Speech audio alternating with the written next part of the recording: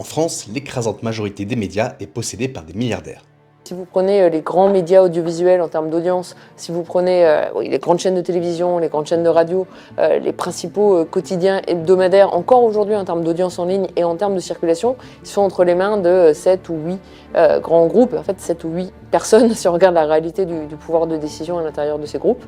Et ça pose quand même des véritables difficultés en termes de pluralisme de l'information et donc de pluralisme du débat démocratique. Parmi eux, Bernard Arnault possède Les Échos, L'Opinion, Le Parisien et une partie du groupe Perdriel.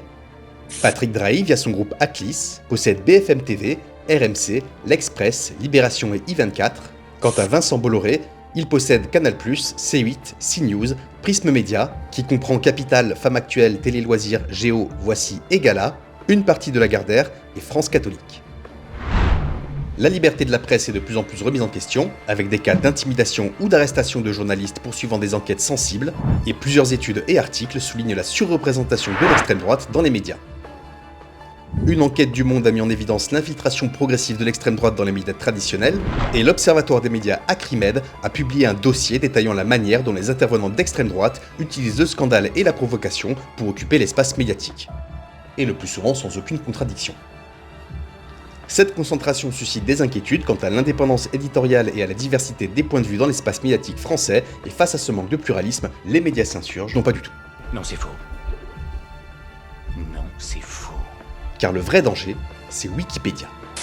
Avec nous sur Europe 1. Bonjour Philippe. Bonjour Dimitri, bonjour à tous. Alors ce matin, vous me demandez de vous poser des questions de culture générale. On commence. La date de la bataille de Marignan, Philippe. Attendez, je regarde dans Wikipédia 1515. Bravo. C'est bon. Ouais, la Révolution française. Attendez, je regarde dans Wikipédia 1789. Bravo, c'est bien, vous avez de la culture. Enfin, en tout cas, grâce à Wikipédia. On se trompe jamais, c'est génial. Eh bah oui, bah non. C'est là, vous êtes trop optimiste. En réalité, Wikipédia, c'est deux choses en une. C'est une encyclopédie en ligne pour tout ce qui concerne les données historiques, scientifiques et les personnages disparus qui leur sont liés. Et c'est un réseau social haineux, malveillant et diffamatoire qui fourmille d'erreurs et de contre-vérités sciemment mises en ligne pour nuire à des personnes vivantes ou à des entreprises en activité. Ah bah. Wikipédia donc, puisqu'un récent article du Figaro évoque la question de l'orientation politique de Wikipédia, qualifiant le site en ligne de woke, après que Jimmy Wales, cofondateur de Wikipédia, a critiqué les modifications apportées à la plateforme X, estimant qu'elles compromettaient la vérification des informations et favorisaient la diffusion de fake news. Et si la question du départ de X vous intéresse, on en parle ici. Mi-février, c'est Le Point, propriété du milliardaire François Pinault, qui publiait une tribune intitulée « Halte aux campagnes de désinformation et de dénigrement menées sur Wikipédia ». Le journaliste Erwan Seznek avait alors menacé de divulguer l'identité et la profession d'un contributeur du site, poussant celui-ci à rappeler l'importance du respect du pseudonymat des bénévoles de Wikipédia. Petite parenthèse, le pseudonymat, contrairement à l'anonymat, consiste à utiliser un nom fictif permettant de masquer son identité dans un cadre public tout en restant identifiable par les autorités en cas de besoin.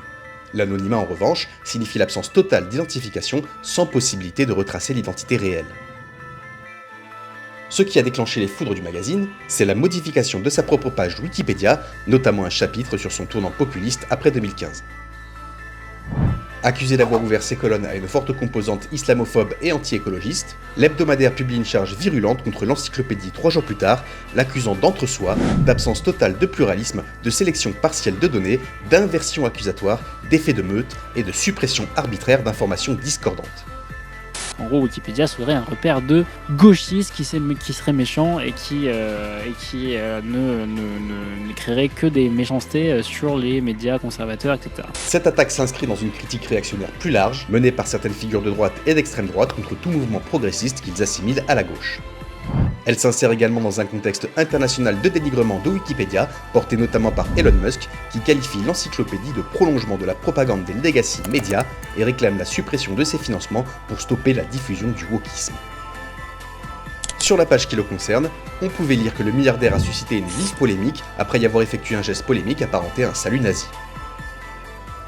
Derrière cette tribune, il apparaît clairement que nombre de signataires sont avant tout mécontents du traitement qui leur est réservé sur Wikipédia. Parmi eux, on retrouve Caroline Fourest, épinglée pour de nombreux mensonges et qui hiérarchisait la vie des enfants palestiniens et israéliens en 2023, mais également l'ancien ministre de l'Éducation Jean-Michel Blanquer, Eugénie Bastier, Natacha Polony, Alexis Brézette, directeur des rédactions du Figaro, l'influenceur ultralibéral Olivier Babot, Bernard-Henri Lévy, qui a apporté publiquement son soutien à plusieurs personnalités accusées de viol, l'ancien ministre Éric Dupond-Moretti ou encore Raphaël Enthoven, qui qualifie quant à lui les contributeurs Wikipédia d'ordures et de salauds qui s'ennuient. Comme quoi, on peut se prétendre philosophe et militer contre l'universalisation du savoir.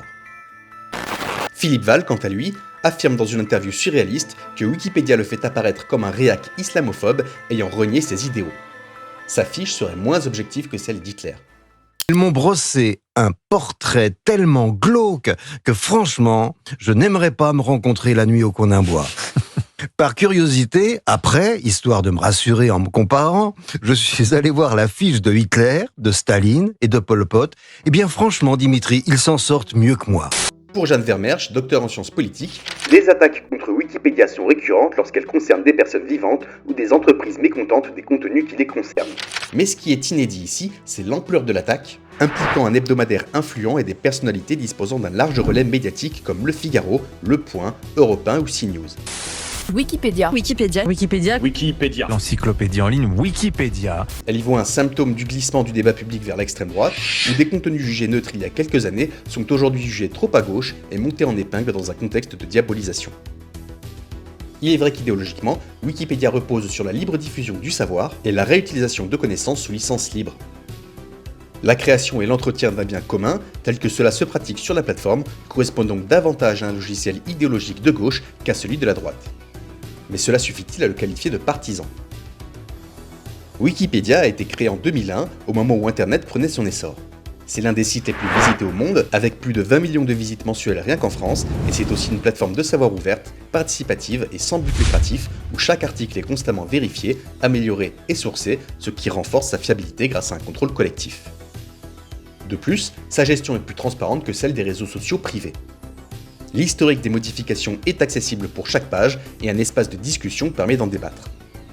Sur Wikipédia, le principe c'est que tout est transparent, c'est-à-dire qu'il y a une communauté qui préexiste et tout ce qui est fait par les gens va être relu par d'autres personnes, quels qu'ils soient. Vous, moi, votre grand-mère peut écrire, elle peut relire ce qui se passe sur Wikipédia. Cela dit, la communauté des contributeurs de Wikipédia présente effectivement un biais sociologique bien documenté dans les études sur la plateforme. Plusieurs enquêtes, notamment celle de la Wikimedia Foundation, en collaboration avec Unumérite, relèvent une surreprésentation des hommes blancs, urbains, diplômés et issus des milieux technophiles, en particulier de l'informatique.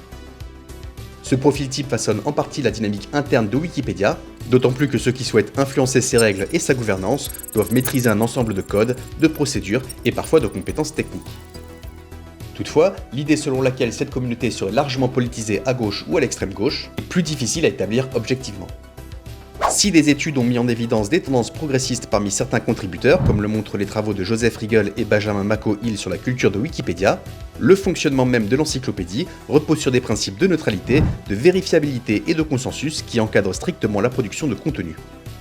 La neutralité de point de vue, ça signifie que si la connaissance n'est pas unique sur un sujet, mais qu'il y a différentes théories, différents groupes qui ont des avis différents sur le sujet, le but ne va pas être de choisir l'une de ces théories, mais de les présenter très honnêtement, en expliquant. Certains pensent A, d'autres pensent B. Ceux qui pensent A pensent que B ont tort parce que, ceux qui pensent B pensent que A ont tort parce que, et essayer de faire en sorte que ça soit très clair pour un lecteur qui puisse se faire un avis sur les théories en concurrence. Quand on arrive sur des sujets sur lesquels il y a des problèmes, on s'arrête et on va essayer de discuter pour regarder quelles sont les sources, quelles sont les connaissances, quel est l'état de l'art sur le sujet, et essayer d'arriver avec une formulation qui puisse convenir et qui soit respectueuse des sources. Et ce principe s'applique également à des contenus qui sont très politisés. Les travaux de Grinstein-Yezhou ont étudié l'évolution du contenu politique sur Wikipédia et constaté que, bien que des tendances partisanes puissent exister ponctuellement, elles tendent à s'atténuer avec le temps grâce aux corrections successives des contributeurs. D'autres études, comme celle de Cho et Arguitay en 2018, ont montré que les biais idéologiques sont davantage présents dans les discussions entre contributeurs que dans les articles eux-mêmes, ce qui suggère que les conflits d'édition sont souvent arbitrés pour maintenir un certain équilibre. Les décisions les plus importantes sont prises dans la discussion, avec de nombreux débats, ce que le journaliste du Figaro présente comme des batailles ou des guerres internes ne sont en fait que des échanges plus ou moins vigoureux et le mode de fonctionnement normal de la communauté.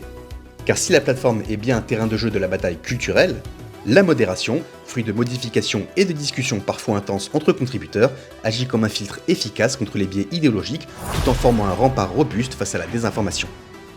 Ces débats donnent lieu à des compromis modérés où les personnes aux opinions les plus tranchées peinent à imposer leur point de vue. L'exemple de l'écriture inclusive illustre très bien cela. Si la communauté de Wikipédia était réellement dominée par des idéologies progressistes, son adoption serait généralisée et ne susciterait aucune controverse. Or, un sondage réalisé en 2022 montre que cette question reste controversée et qu'une majorité, 60 à 70%, y est hostile. L'acceptation s'élargit pour ce qui est passé dans l'usage courant comme la féminisation des fonctions, autrice, chercheuse, mais une hostilité marquée pour le point médian et les pronoms comme Yel demeure. Les biais peuvent toujours exister, ce ne sera jamais parfait, mais une grande partie est absorbée par ce mode de fonctionnement. En tout cas, consubstantiellement, Wikipédia n'est ni de droite ni de gauche. C'est un mouvement politique qui ne sera pas à droite, qui ne sera pas à gauche. En réalité, Wikipédia en français compte près de 2,6 millions d'articles dont l'écrasante majorité ne pose aucun problème de biais militant. C'est tout au plus 10 à 20 000 articles, essentiellement sur des biographies de personnes vivantes et sur des sujets sociétaux qui concentrent les tensions. C'est véritablement une goutte d'eau dans un océan de connaissances. Contrairement à ce que laisse entendre le Figaro, les sujets qui cristallisent le plus de tensions ne sont pas les questions sociétales, mais avant tout les enjeux géopolitiques. Ce sont les articles liés au conflit israélo-palestinien, aux régimes autoritaires comme l'Azerbaïdjan ou le Qatar, ou encore aux rivalités entre Marocains, Algériens et Tunisiens qui posent le plus de problèmes. Les véritables défis de Wikipédia vont bien au-delà des polémiques sur un supposé biais idéologique. Ce qui inquiète réellement, ce sont les campagnes de désinformation et l'essor de l'intelligence artificielle qui n'impactent pas seulement Wikipédia, mais surtout les sources sur lesquelles reposent ces articles. Car c'est là que réside l'un des principes fondamentaux de l'encyclopédie, elle ne crée pas de savoir, elle synthétise le savoir existant. La fiabilité de tel ou tel média est donc discutée en permanence par les contributeurs, en particulier au sein de l'Observatoire des sources, qui émet des avis sur différents médias pour guider les contributeurs, car si ces sources sont altérées ou manipulées, l'ensemble du contenu de Wikipédia en subira forcément les conséquences. Et la menace ne vient pas seulement des campagnes de désinformation ou des attaques des grandes plateformes privées. À terme, les pouvoirs publics eux-mêmes pourraient être tentés de restreindre son accès si les accusations de manipulation et d'illégitimité se multiplient. On connaît bien le processus, la Russie s'en prend à Wikipédia, censure des pages, la Chine l'a bloqué, la Turquie aussi pendant plusieurs mois, il serait naïf de croire que cela ne peut pas arriver chez nous. En 2021, l'équipe de Marlène Schiappa avait modifié plusieurs dizaines de fois la page consacrée à la ministre pour en dresser un portrait élogieux, et en 2022, une cellule militante d'une dizaine de membres de Reconquête s'est coordonnée pour modifier les articles afin de favoriser la candidature d'Éric Zemmour à la présidentielle. L'équipe de Zemmour, Wikipedia, est confrontée aux administrateurs, aux patrouilleurs, aux patrouilleuses de Wikipédia qui l'empêchent de faire des modifications outrancières. Nous, on a quand même un message à tous les acteurs politiques qui tentent de manipuler Wikipédia. Arrêtez. Déjà, ça ne va pas marcher. Ensuite, ça va vous retomber dessus. Et surtout, vous faites perdre un temps énorme à une communauté bénévole qui tente d'écrire une encyclopédie. L'hypothèse d'une arrivée au pouvoir de l'extrême droite suscite d'autant plus d'inquiétude que ce courant politique s'en prend régulièrement aux espaces d'information et aux sphères culturelles.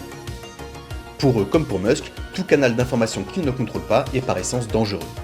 La possibilité pour n'importe qui de contribuer à l'encyclopédie et d'y apporter des corrections, de soulever des débats et de remettre en question des affirmations s'oppose à la centralisation de l'information et à son contrôle strict. La façon dont fonctionne Wikipédia perturbe énormément ceux qui détiennent des plateformes privées ou des médias, ils n'admettent pas que ça leur échappe.